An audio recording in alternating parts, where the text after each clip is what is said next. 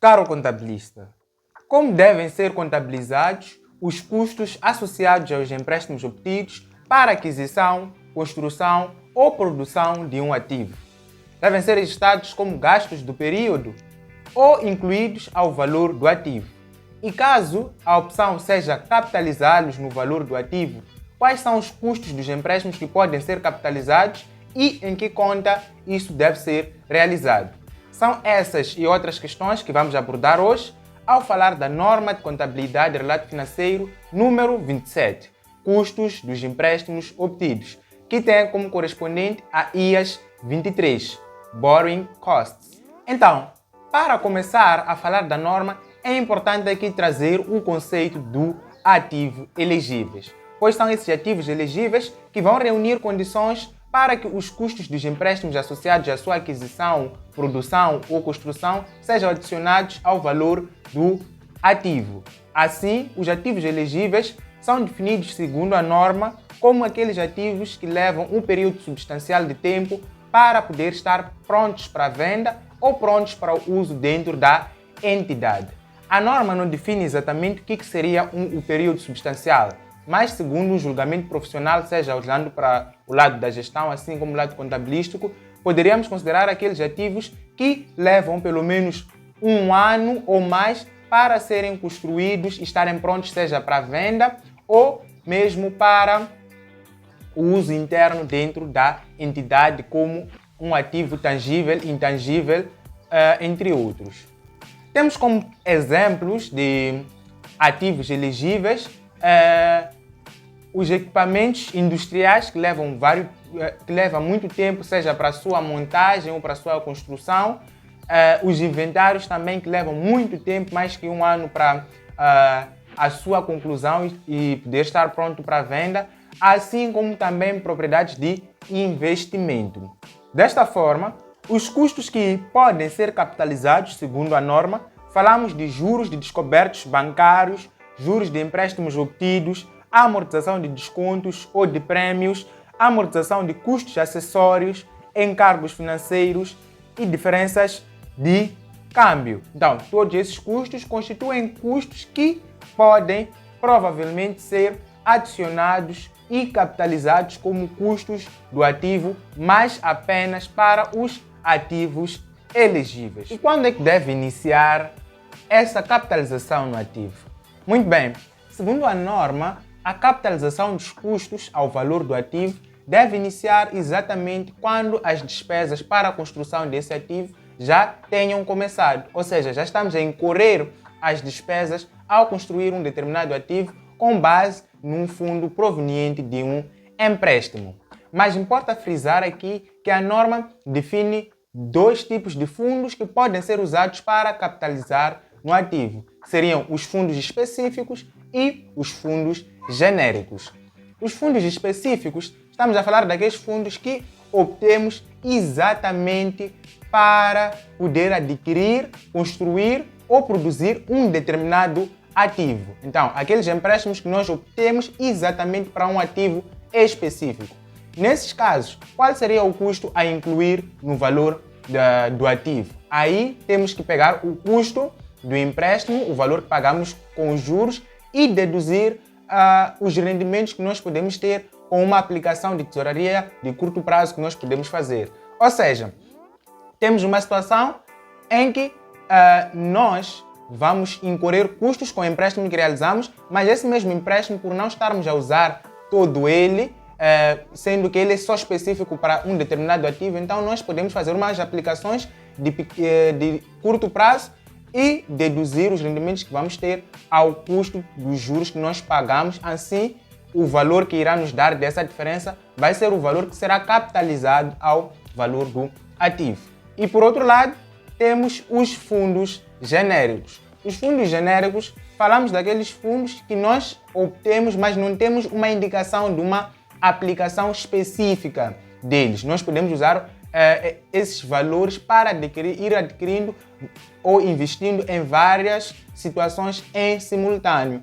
Então, nessa situação, o custo que nós teríamos para capitalizar no ativo, iríamos obter aplicando a taxa média ponderada das taxas de juros dos vários empréstimos que estejamos a ter naquele período. E, naturalmente, o valor desses custos não deve ultrapassar o valor total dos custos com o empréstimo que nós tivemos durante o período.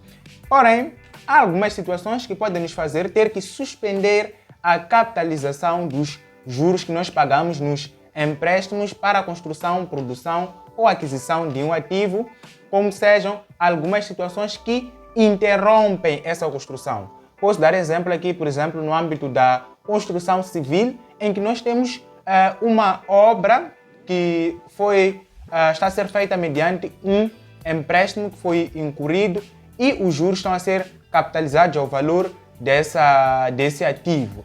Porém, acontece que há um embargo dessa obra, há uma suspensão dessa obra por motivos de vária ordem. Então, durante o momento da suspensão dessa obra, os custos com empréstimos que estejam a ser incorridos nesse momento serão reconhecidos como custos do período, não necessariamente tendo que capitalizá-los ao valor do ativo. Porém, quando estas situações todas que ditaram a interrupção da construção do ativo estejam ultrapassadas, aí voltamos a ativar esses custos para poderem ser capitalizados. Isto porque já temos a certeza que esses custos estão a concorrer para gerar um benefício econômico futuro, enquanto no período de interrupção já não temos essa contrapartida. Cessação da capitalização. Quando é que nós terminamos de capitalizar? Segundo a norma, nós temos que terminar ou parar com a capitalização definitivamente quando o ativo que estava em construção, em produção ou em processo de aquisição, ele já esteja pronto, seja para o uso ou para a venda. Isto é, se nós já temos o ativo pronto para ser usado no processo das atividades operacionais da empresa ou mesmo para ser vendido, então aí já não faz sentido, segundo a norma, continuar a capitalizar os custos de empréstimo com esse bem, tendo que levar esses custos passarem a ser custos do período. Então vão ser contabilizados como gastos ou como custos do período. Então, temos como exemplo a Moss Accounting, que é uma fábrica e está a construir um determinado imóvel. E durante a construção desse imóvel, que iniciou a 1 de setembro, teve os seguintes custos. Em setembro teve um custo de 200 mil, em outubro teve um custo de 100 mil, em novembro teve um custo de 300 mil e em dezembro teve um custo de 250 mil meticais. E a construção dessa fábrica foi assegurada por um financiamento específico de 1.200.000 meticais e foi recebido esse financiamento a partir do dia 1 de setembro. E este financiamento vence juros a uma taxa de 11% e o montante disponível para aplicação de tesouraria de curto prazo é remunerado a uma taxa de 3%. Então, primeiro, nós temos que, para resolver esse exercício no âmbito da norma, nós temos que determinar o custo dos juros que nós vamos ter durante o período. Assim, nós sabemos que o empréstimo que nós conseguimos obter é de 1.200.000 e é um fundo específico, isto é, esse fundo foi nos dado exatamente para aplicar na construção do imóvel da Moss Accounting, que é a fábrica. Então, vamos encontrar o valor total dos juros fazendo uma tabela muito simples, onde vamos colocar na primeira coluna o mês que o empréstimo começou a vigorar, em setembro, outubro, novembro, dezembro, e o valor do empréstimo vai ser 1.200.000, porque aqui ainda não nos dão dados que nos permitem saber se o empréstimo já começou a ser amortizado. Então assumimos que o empréstimo ainda não será amortizado até terminar a construção do ativo. Então, no primeiro mês, temos 1.200.000, a taxa de juros é de 11%.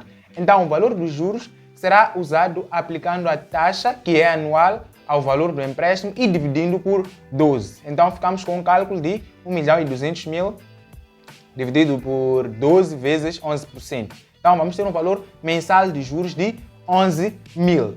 E fazendo esse cálculo para os 4 meses, vamos ter um valor de juros de 44.000.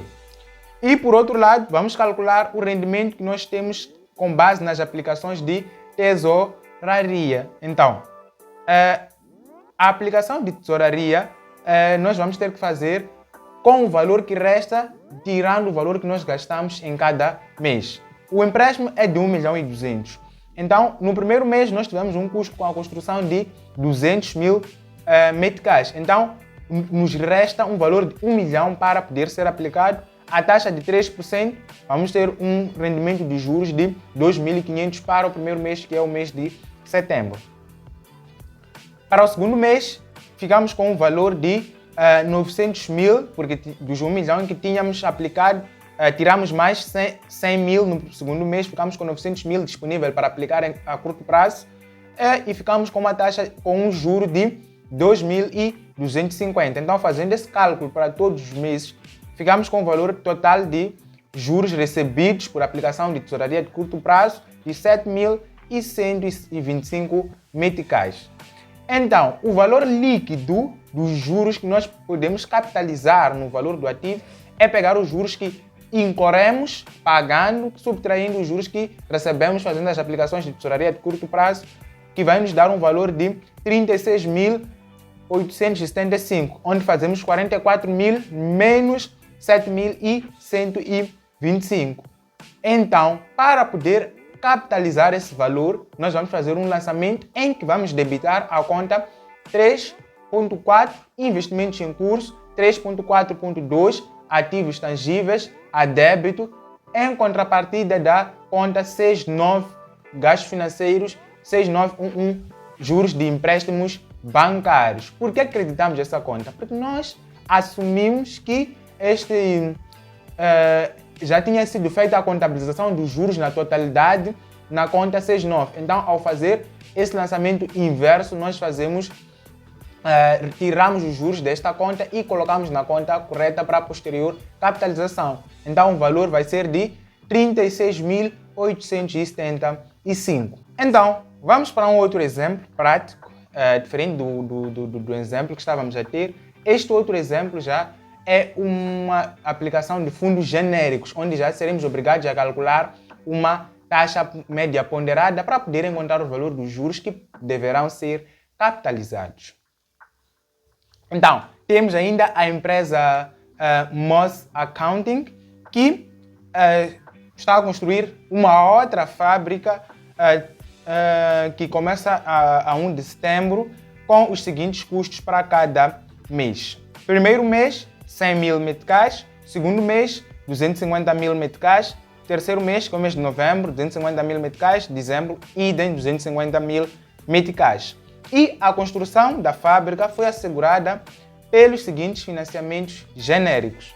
Empréstimo de tesouraria, no valor de 2 milhões, o qual vence juros a uma taxa de 10%. E o descoberto bancário de 500.000 obtido no início de setembro e aumentando para 750.000 no início de dezembro, o qual venceu os juros a taxa de 15% de 1 de outubro até 16% e 16% a partir dessa data. Então, como podemos perceber, aqui nós temos dois tipos de empréstimos a serem usados em simultâneo para aplicar na construção de um único ativo. Temos o empréstimo bancário, mas também, por outro lado, temos o descoberto bancário. Para quem não sabe, o descoberto bancário é um saldo que o banco nos dá para nós podermos ter acesso, como se fosse um empréstimo, mas é um saldo que nós não precisamos de ainda pedir ao banco o empréstimo. Nós já está lá disponível na nossa conta, que nós mesmo sem saldo podemos ir lá e fazer o uso deste valor.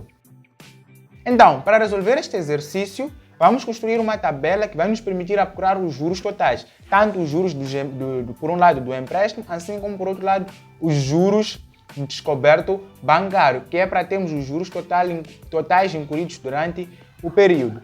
O empréstimo bancário foi de 2 milhões, então para o mês de setembro, aplicando a taxa de juros de 10%, vamos ter um valor constante de juros mensal de 16.667. E para o descoberto bancário, primeiro era de 500 mil. Então vamos aplicar a taxa de 15%, que é para o primeiro mês, segundo os dados. Então vamos ter um valor de juros de 6.250. Só que a taxa depois muda para 16% a partir de outubro. Então a taxa passa a ser de 16%, então os juros também mudam. E não esqueça sempre de que a taxa é anual, então para encontrarmos o mensal teremos sempre que dividir por 12. Então em outubro vamos ter um valor de 6.667, idem para novembro, só que em dezembro acontece que o descoberto bancário aumenta, passa de 500 mil para 750 mil. Então fazendo o mesmo cálculo passamos a ter um valor de juros de 10 mil. Agora, os juros totais, em que vamos somar os juros do empréstimo com os juros de descoberto bancário, para o mês de setembro passa a ser 22.917. Para o mês de outubro passa a ser 23.334, novembro 23.334 e dezembro 26.667. Então, para calcular a taxa ponderada que nós iremos usar, nós vamos fazer um cálculo simples, em que vamos pegar o juro total mensal, dividir pelo total do financiamento que temos, que é a soma do empréstimo, assim como o descoberto bancário, que vai nos dar para o mês de setembro 2 milhões e 500 mil, multiplicar por 100 para termos a taxa e multiplicar por 12 para termos a taxa já anual. Assim sendo, vamos ter uma taxa de 11% para setembro, 11,2% para outubro, para novembro também 11,2% e dezembro uma taxa de 11,63%. Então, essa é a taxa ponderada, considerando todos os financiamentos que nós tivemos durante o período. E será essa taxa que será aplicada ao valor do custo incorrido para posteriormente ser capitalizado ao valor do ativo. Assim, para o mês de setembro, tendo em conta que nós tivemos um custo de 100 mil meticais, então vamos aplicar a taxa de 11% e vamos ter um valor de 917. Em outubro, tivemos um custo de 250 mil, mais o montante de 100 mil do primeiro mês passa a ser 350 mil. Aplicando a taxa de 11,2%, passamos a ter um valor de juros que devem ser capitalizados de 3.267. Para o mês de novembro, 250 mil, somados aos 350 mil que já foram financiados, passamos a ter 600 mil. Aplicando a taxa de juros de 11,2%, temos como juro a capitalizar 5.600. Mesmo cálculo para dezembro, 250 mil de custo. Somados ao montante já financiado, passamos a ter 850 mil, a taxa de 11,6364%, passamos a ter como juro a capitalizar para este mês 8.242. E o total dos juros, somando todos os meses para o período N que nós estamos, temos o valor de 18.026. Então, esse montante que poderá ser adicionado ao valor do ativo e poderá ser posteriormente capitalizado. Então, fazemos o mesmo lançamento como no exemplo anterior, em que debitamos a conta 342, investimentos em curso, subconta de ativos tangíveis, no valor de 18.026, em contrapartida da conta 6911, juros de empréstimos bancários, também no valor de 18.026. Aí, assumindo que os juros haviam inicialmente sido contabilizados na conta 69 como custos do período. Então, chegamos ao fim de mais uma aula no âmbito de exploração das normas. Esperamos que esse vídeo tenha sido útil para si, esperamos que tenha percebido e lembre-se, esse processo é feito porque os custos podem ser mensurados de forma fiável e com alguma base e geram também benefícios econômicos futuros. Por isso é que são capitalizados ao valor do ativo. Então esperamos que tenha percebido. Siga o canal, partilhe para que a família possa crescer. Tchau, tchau e até a próxima.